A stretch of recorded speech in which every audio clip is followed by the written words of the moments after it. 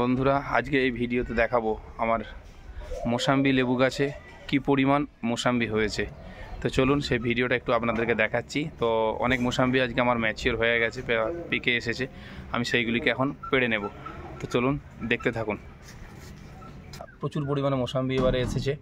বেশ কিছু ফল নিজের থেকে পেকে পেকে পড়ে গেছে, আর কিছু ফল এখনও বাকি রয়েছে পাড়তে। সেইগুলোকে আমি এখন এভাবে পেড়ে নেব।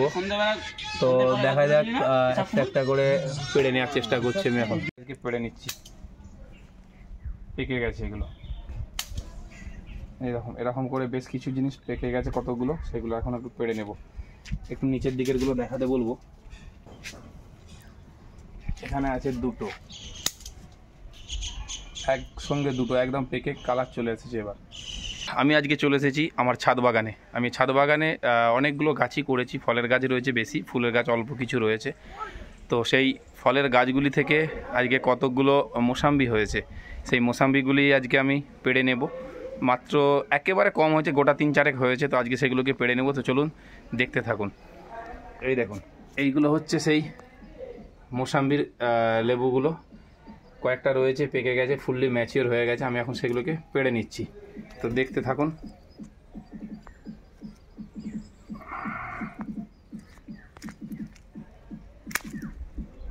এই দেখুন, পেড়ে নিয়েছে একটা।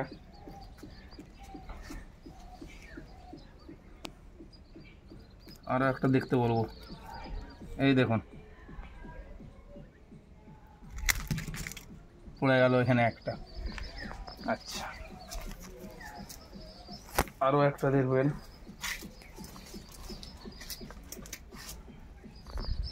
এই দেখুন, এখানে একটা রয়েছে, এটাকেও পেড়ে নিলাম। তো দেখতেই পেলেন, এগুলোকে পেড়ে নিয়েছি। এরপরে দেখুন পিছনের দিকে একটা সবেদার গাছ রয়েছে। কি পরিমাণ সবেদা হয়েছে সেটা একটু কাছ থেকে দেখাচ্ছি। দেখুন,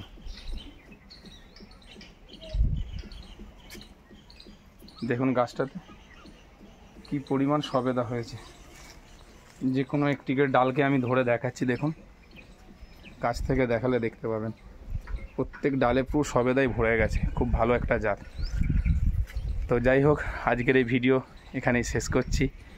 ভালো লাগলে অবশ্যই কমেন্ট করবেন, সাবস্ক্রাইব করে পাশে থাকবেন, আর বন্ধুদেরকে একটু শেয়ার করে পৌঁছে দেবেন তাদের কাছে। ধন্যবাদ।